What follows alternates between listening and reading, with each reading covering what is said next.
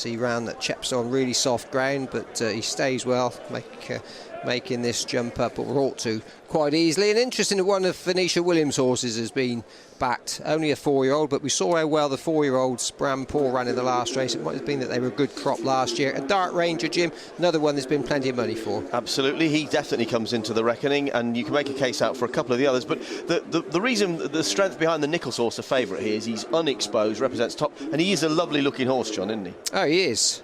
He certainly is. So's Royal Riviera, and that little horse just going round there, Perpetually. Not very big, but really nice. He's by Singspiel, and they weren't unlucky, but their horse ran well yesterday. Cape Dutch, who was second, that John Ferguson's had a great strike rate. There's where all the money is going, or where it's not going. Cooler, Mark Tompkins runner, first horse that I saw when I arrived here this afternoon. Mark had a quiet time of it on the flat, but the 1-2 started running well now.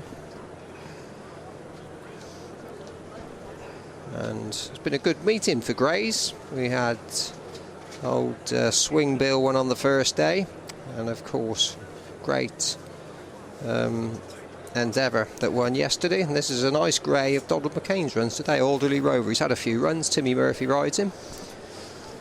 There won't be any hanging around here, but is that significant, Jim, that 4-year-old ran so well? A lot of 4-year-olds ran well in the last race. Were they a good crop? Are they going to be the ones that make, because very often they struggle to make the breakthrough, but maybe they're not this time? No, that's a very fair point. And the Venetia Williams horse that runs here, Trevor Nivenay, actually got hampered in the Fred Winter, did well to finish 7th, and steps up in trip here, so it definitely interesting.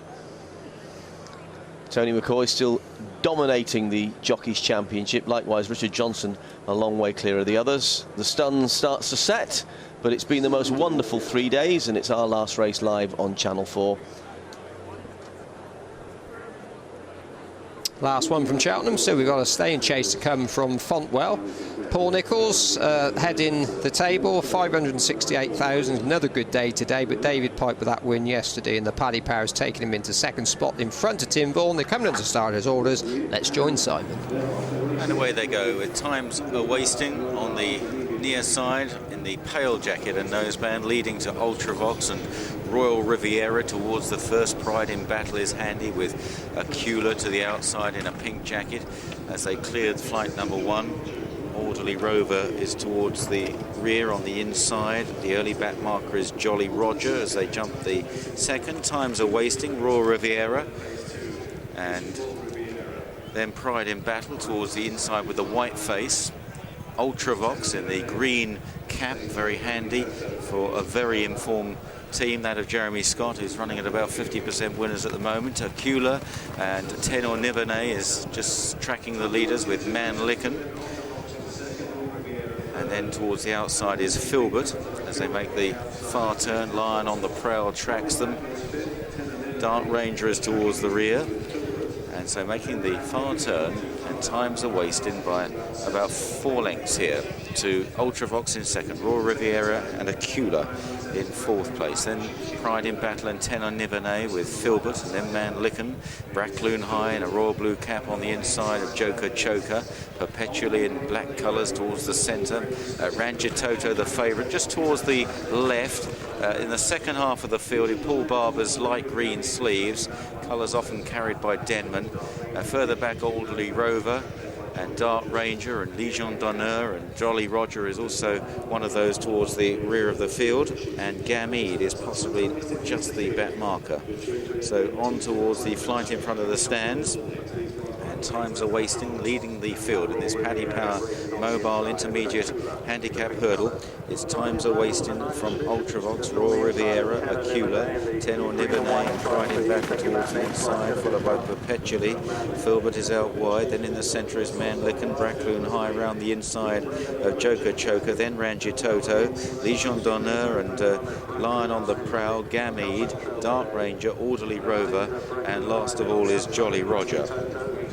So they race now away from the stands and through the lengthening shadows towards the back straight, and Timesawastin from Ultravox in second place. Well grouped together, and a fairly steadily run race so far. Back in third is Royal Riviera towards the inside. Filbert improving out wide in the red and yellow jacket, followed by Acula. Then Perpetually still racing towards the middle of the field with Tenor Nivernais. Pride in Battle and Robert Thornton have gone right round the inside, as has Brackloon High and Dougie Costello continuing down the back straight. Times are wasted, almost joined now by Ultravox with Filbert on the wide outside. And they are trapped by Royal Riviera and Pride in Battle and Acula. And then Legion d'Honneur is getting a little bit closer in a black and red jacket towards the outside. Rangitoto on the extreme outside, on the far side from this camera angle, about 10th or 11th under Ruby Walsh as they jumped that. One of them flattened it. There's a few suspects in contention with Tenor Nivernais on the near side. Rangitoto just shielded on the far side there as they make the top turn now, heading towards the fourth last. And another really competitive looking hurdle here with Times Are Wasting and Ultravox, followed by Perpetually, Acula, Royal Riviera, Pride in Battle. Out wide is Filbert still, then Manlicken, Tenor Nivernais. Rangitoto squeezed along to improve out wide of Joker Choker. Then Dart Ranger, Brackloon High still clinging to the inside rail from Lion on the prowl. Gamede is out the back with Alderley Rover as now they begin the run downhill. Times Are Wasting has made it all so far under Paul Maloney. Ultravox is a close second, but now being pushed along from Royal Riviera. Pride in Battle is coaxed along. Perpetually to the outside, that black jacket travelling better than many from Manlicken. And then Legion d'Honneur, Rangitoto, those light green sleeves. Watch out for him. He's got a bit of ground to make up though at the bottom of the third last. Then Brackloon High, followed by Joker Choker, Dart Ranger, Lion on the prowl. So they head towards the second last, and Times Are Wasting still in front here, leads by 3 there to Perpetually. Joker Choker chasing the leader now. Legion d'Honneur, then Brackloon High, and Perpetually is bridging the gap on Times Are Wasting as they round the final turn. Joker Choker turns third, then Legion d'Honneur. Rangitoto starting to run on now down the extreme outside on the left under Ruby Walsh as they run towards the final flight. Times Are Wasting, Perpetually 1 and 2, chased by Rangitoto, who's getting there with every stride now under a strong drive. Times Are Wasting is wandering under pressure from Perpetually. Rangitoto is storming home down the near side, 3 in a line as they race up the hill. Could it be number 5 for the Paul Nicholls team as they race close home? And Rangitoto goes on to win for the champion trainer. Oh, another great day for Paul Nicholls. Times Are Wasting and Perpetually second and third. Brackloon High, Joker Choker, then Dart Ranger, followed home by Legion d'Honneur and Alderley Rover, Lion on the prowl. Further back then was Gamede, Manlicken, Pride in Battle, Ultravox and Royal Riviera. Well, there was something inevitable about this, such as the meeting being enjoyed by Paul Nicholls. This is why he is the champion trainer. It's why Ruby Walsh is so successful as well. And I don't think he was always travelling well on Rangitoto. Might have preferred a bit more given the ground, but he was probably well handicapped. And it's been a terrific 3-day fixture for Messrs Nicholls and Walsh. Oh, Ruby having a bit of a blow for you. I was off it a long way out. He lacks a bit of a gear, but he really kept going. He's a lovely big individual. God, I bet you're looking forward to seeing a big fence in front of him. Yeah, he jumped really well. You know, he was probably a bit disappointed last year. He faded a bit, but he's had a wind up, and he kept going better today than he usually does. Yeah, a couple of people had just flagged up that he could be quite dangerous on his handicap debut, you know, off some of the novice form he's shown. Yeah, Paul really fancied him. I wasn't so sure. I wasn't his biggest fan last year, but he's proved me wrong. You always like to be proved wrong when they win. Another nice, good day for the team. And little Harry Derham, he's chased you up the hill on his feet. It's pretty amazing. He gave it a super ride, didn't he? Well done. Rangitoto, yet another winner for Paul Nicholls, having won the first with Alfa, he's won with Greatwood Hurdle with Brampour, and now won the 255 with Rangitoto, the 9-4 favourite. Second was number 13, Times Are Wasting at 14-1. The third horse was number 8, Perpetually at 10-1. Your fourth horse was number 1, Joker Choker at 20-1.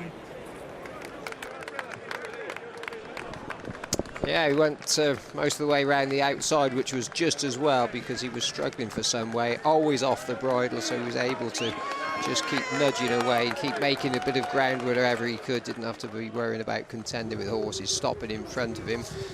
Paul Maloney will be thrilled with the way Times Are Wasting has run really good, easy moving gallop. It might be that they just drop him back to 2 miles. He certainly jumped and galloped well and battled back as well when he was challenged by the eventual second Perpetually, or third rather.